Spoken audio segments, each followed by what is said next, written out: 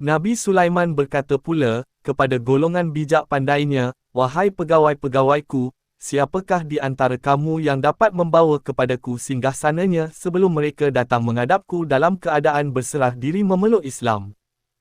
Berkatalah Ifrit dari golongan jin, "Aku akan membawakannya kepadamu sebelum engkau bangun dari tempat dudukmu, dan sesungguhnya aku amatlah kuat gagah untuk membawanya, lagi amanah." Berkata pula seorang yang mempunyai ilmu pengetahuan dari kitab Allah, "Aku akan membawakannya kepadamu dalam sekelip mata." Setelah Nabi Sulaiman melihat singgasana itu terletak di sisinya, berkatalah ia, "Ini ialah dari limpah kurnia Tuhanku, untuk mengujiku adakah aku bersyukur atau aku tidak mengenangkan nikmat pemberiannya." Dan, sebenarnya, sesiapa yang bersyukur maka faedah syukurnya itu hanyalah terpulang kepada dirinya sendiri, dan sesiapa yang tidak bersyukur, maka tidaklah menjadi hal kepada Allah, kerana sesungguhnya Tuhanku Maha Kaya, lagi Maha Pemurah. Saudara, terjemahan ayat-ayat yang kami bacakan tadi adalah dari surah An-Naml dari ayat 38, 39 dan 40. Allah merakamkan di dalam Al-Quran dialog di antara Nabi Sulaiman dengan para pegawai istananya. Bertanyakan sama ada di antara mereka yang dapat pergi dan mengambil singgasana Putri Balqis serta bawa kembali ke istana Nabi Sulaiman. Di dalam dialog berkenaan dengan rasa angkuh akan kekuatan yang dimilikinya serta memuji dirinya sendiri sebagai orang yang beramanah, jin Afrit menawarkan dirinya untuk pergi mengambil singgasana Putri Balqis. Manakala seorang ahli yang diberikan ilmu kitab turut menawarkan dirinya untuk membawa singgasana berkenaan kepada Nabi Sulaiman. Dan dengan sekelip mata, singgasana Putri Balqis sudah berada di depan mata baginda. Dari sini, jelaslah kepada kita tentang kepantasan dan cara singgasana itu dibawa ke istana Nabi Sulaiman. Ahli kitab Nabi Sulaiman lebih pantas mengembara dengan menggunakan ilmu teleportasi atau lipat bumi untuk pergi mengambil tanpa menggunakan kudrat atau kekuatan untuk membawa singgasana dari istana Putri Balqis. Manakala jin Ifrit pula perlu gunakan kudratnya untuk terbang sepantas mungkin, mengangkat dan membawa singgasana berkenaan kepada Nabi Sulaiman. Kesimpulan dalam ayat-ayat ini jelaslah, ilmu lipat bumi atau teleportasi itu wujud, dan adakah ini satu pertujuk dari Allah bahawa ahli kitab itu sebenarnya adalah Dzulqarnain, mewakili Nabi Sulaiman, mengembara ke pelosok dunia untuk berdakwah serta mengembangkan ajaran Tauhid, mengesahkan Tuhan yang satu. Mengetahui bagaimana Dzulqarnain mengembara dari satu tempat ke tempat yang lain secara teleportasi serta Allah mempermudahkan jalan baginya, seperti dinyatakan pada surah Al-Kahfi ayat 84.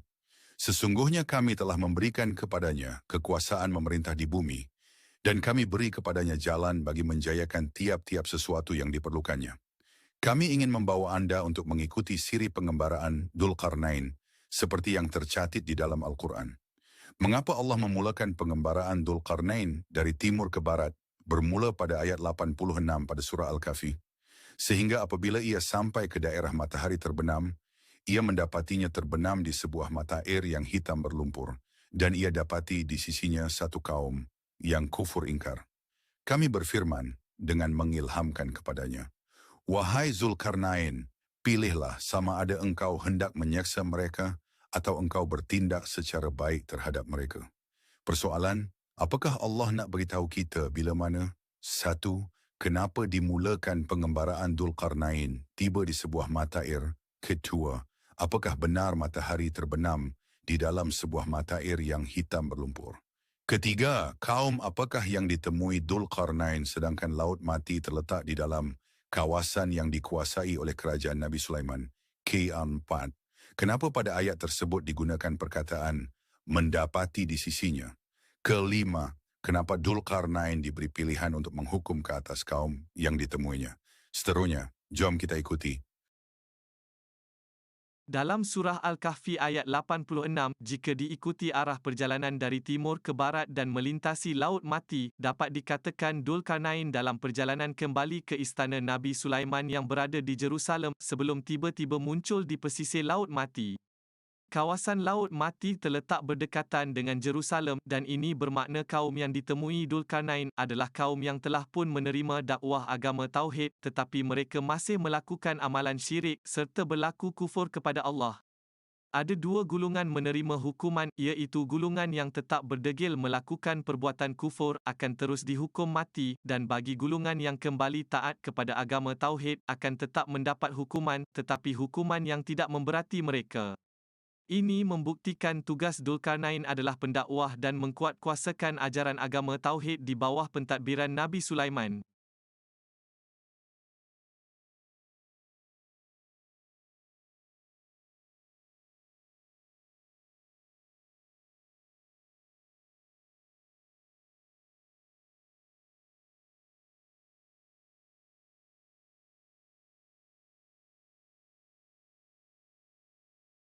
Tahukah anda, dalam surah Al-Kahfi ayat 86 telah ditafsirkan atas penyaksian Dzulkarnain melihat atau seolah melihat matahari terbenam di dalam lumpur hitam dan ditafsirkan sebagai satu pemandangan di tepi laut.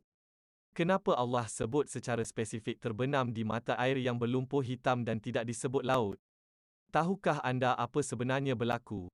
Sebenarnya Dzulkarnain mengembara dari suatu tempat ke suatu tempat menggunakan ilmu teleportasi, sila rujuk surah An-Naml ayat 40. Ketika mengembara balik dari timur ke barat atau arah matahari terbenam, dia mendapati dirinya tiba-tiba sampai dan berada terbenam di dalam satu kawasan mata air yang berlumpur hitam, serta berada di kalangan mereka yang sedang melakukan perbuatan syirik kepada Allah. Lokasinya adalah di salah satu kawasan di Laut Mati atau Dead Sea yang berlumpur hitam.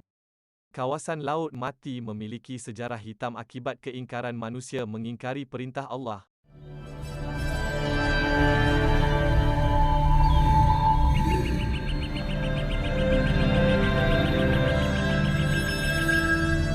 Dari apa yang kami dedahkan, kami ingin menjawab, kenapa Allah mulakan perjalanan Dzulkarnain dari timur ke barat, yaitu ke daerah matahari terbenam.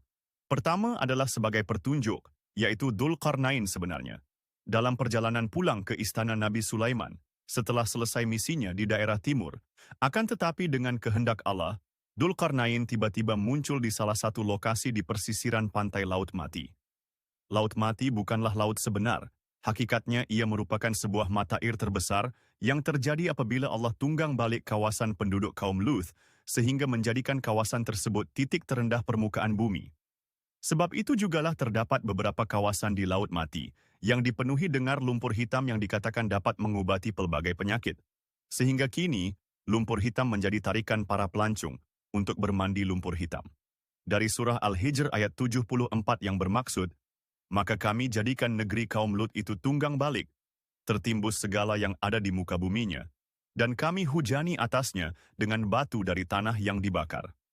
Maka dalam surah Al-Kahfi ayat 86, secara spesifik, Allah menyebutnya Laut Mati sebagai sebuah mata air berlumpur hitam.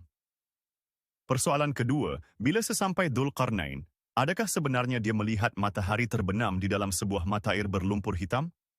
Hakikat sebenar apabila Dzulkarnain muncul di tempat ini secara teleportasi dan dia mendapati dirinya berada separat terbenam di dalam lumpur hitam serta berada di tengah-tengah satu kaum yang sedang melakukan perkara-perkara kurafat dan syirik. Ini membuktikan Dzulkarnain mengembara secara teleportasi dalam misi dakwahnya. Untuk persoalan ketiga, keempat, dan kelima sudah banyak terjawab di dalam penjelasan tadi. Kesimpulannya, kaum yang ditemui Dzulkarnain adalah kaum yang berada di persisiran pantai Laut Mati, berdekatan dengan Jerusalem yang merupakan pusat pentadbiran kerajaan Nabi Sulaiman. Maksudnya, kaum ini sudah pun menerima dakwah dan memeluk agama Tauhid, akan tetapi masih ada antara mereka yang menerus mengamalkan perbuatan kurafat dan syirik. Atas sebab itulah, Dzulkarnain diberi pilihan bagi menghukum dengan hukuman mati ke atas mereka yang degil, manakala hukuman ringan bagi mereka yang bertaubat dan kembali kepada ajaran agama Tauhid. Kami berharap Anda benar-benar faham atas apa yang berlaku dalam pengembaraan Dzulkarnain pada surah Al-Kahfi ayat 86 ini, sebelum kita meneruskan pengembaraan pada ayat ke-90. Anda rela mengikuti pengembaraan Dzulkarnain ke arah matahari terbenam untuk kembali ke istana Nabi Sulaiman, akan tetapi terhenti di kawasan persisiran pantai Laut Mati. Seterusnya kami ingin membawa Anda untuk mengembara bersama Dzulqarnain ke arah matahari terbit, yaitu di sebelah timur. Untuk faham ayat ini, Anda perlu berpegang, yaitu Dzulqarnain mengembara dari satu tempat ke tempat yang lain secara teleportasi dan bersaorangan. Jom kita lihat pada tafsir surah Al-Kahfi ayat ke-90, sehingga apabila ia sampai di daerah matahari terbit, ia mendapatinya terbit kepada suatu kaum yang kami tidak menjadikan bagi mereka sebarang perlindungan daripadanya. Tahukah Anda ramai yang mentafsir ayat ini berpendapat tentang adanya satu kaum di satu daerah di timur, di mana Allah telah menjadikan mereka terdedah kepada kepanasan cahaya matahari tanpa sebarang perlindungan. Dengan sebab itu, kita tidak dapat pastikan di mana sebenarnya lokasi kaum ini dan apa peranan mereka ini dalam penceritaan pengembaraan Dzulqarnain. Tidak mengambil hal tentang kaum ini menjadikan ayat ini sekadar satu cerita yang tidak penting dalam kisah pengembaraan Dzulqarnain. Untuk itu perlunya ayat ini ditafsirkan semula untuk kita memahami apa sebenarnya berlaku dan adalah seperti berikut. Surah Al-Kahfi ayat ke-90, sehingga apabila ia sampai di daerah matahari terbit, ia mendapati dirinya muncul kepada suatu kaum yang kami tidak menjadikan bagi mereka sebarang perlindungan daripada Dzulqarnain. Dengan mentafsir semula ayat tadi, maka jelaslah kepada kita bahawa Dzulqarnain tiba muncul secara teleportasi kepada satu kaum di daerah matahari terbit, yang mereka menerima kedatangan Dzulqarnain penuh dengan kemesraan dan tiada sebarang permusuhan atau syakwa sangka. Berada di kalangan kaum ini, Dzulqarnain menjalankan kerja berdakwah dan membawa kaum ini berpegang kepada agama mentauhidkan Allah yang Esa. Seterusnya pada surah Al-Kahfi ayat 91 Allah berfirman, "Demikianlah halnya, dan sesungguhnya kami mengetahui secara meliputi akan segala yang ada padanya." Persoalannya sekarang, siapakah sebenarnya kaum ini? Maha suci Allah yang mengaturkan perjalanan pengembaraan Dzulqarnain, dan dialah yang maha mengetahui secara meliputi akan apa yang berlaku dan apa yang diperlukan oleh Dzulqarnain. Untuk klip kali ini, kami ingin membawa Anda dalam misi untuk mencari kaum yang berada di daerah matahari terbit, yang telah dikunjungi Dzulqarnain, seperti yang dinyatakan dalam surah Al-Kahfi pada ayat ke-90. Apakah peranan kaum ini sehingga dirakamkan Allah dalam Al-Quran? Kami tidak nampak sebarang clue dalam pengembaraan Dzulqarnain di daerah matahari terbenam bagi mencari hubung kait antara kaum di daerah matahari terbit di arah timur dengan kaum matahari terbenam di barat. Akan tetapi, sesuatu yang mengujakan kami adalah pengembaraan Dzulqarnain ketika hendak membina tembok pemisah Yakjuj dan Makjuj, maka besi diperlukan. Jom kita lihat pada tafsir ayat dalam surah Al-Kahfi, ayat yang ke-92. Bawalah kepadaku ketul-ketul besi. Sehingga apabila ia terkumpul separas tingginya menutup lapangan antara dua gunung itu, dia pun perintahkan mereka membakarnya dengan berkata, "Tiuplah dengan alat-alat kamu." Sehingga apabila ia menjadikannya merah menyala seperti api, berkatalah dia, "Bawalah tembaga cair supaya aku tuangkan atasnya." Nampaknya Dzulqarnain memerlukan besi yang terlalu banyak bagi membina sebuah tembok pemisah setinggi 2 buah gunung.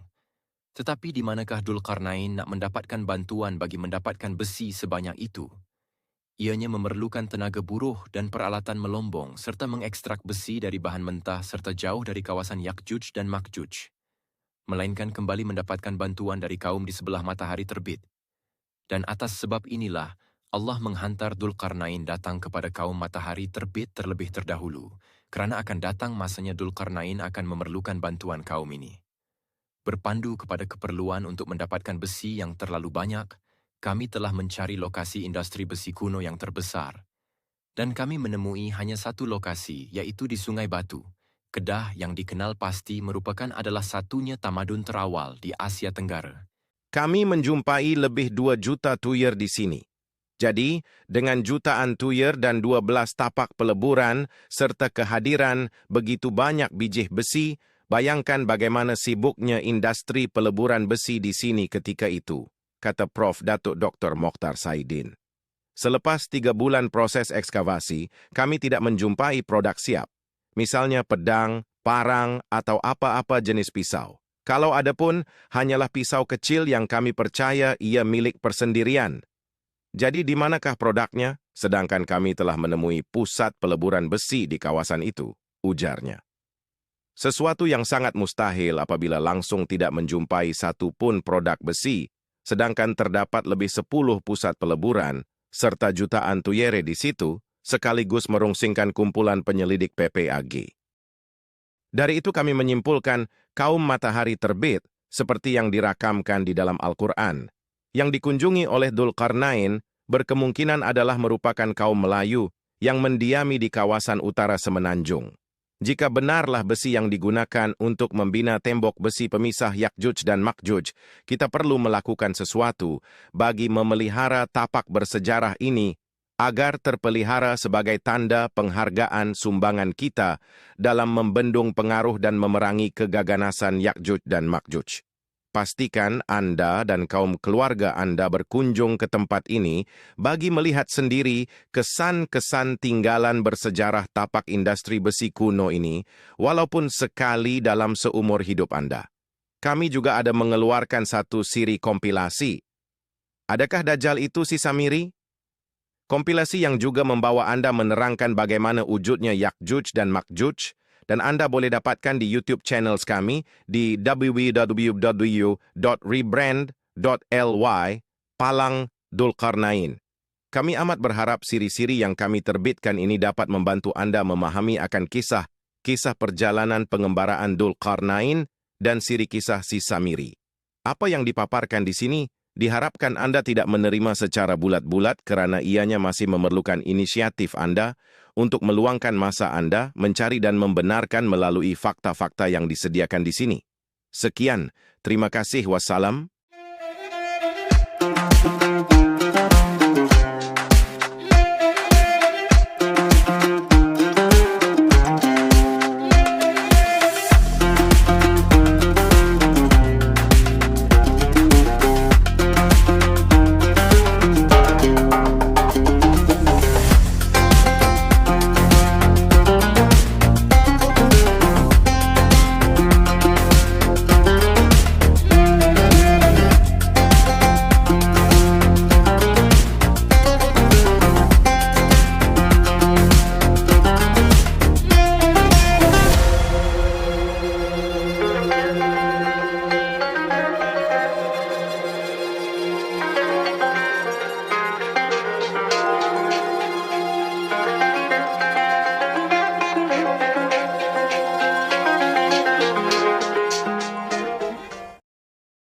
Mereka bertanya mana mungkin Dzulqarnain yang mengembara dari barat ke timur dan datang ke Sungai Batu, Tanah Melayu yang jauh.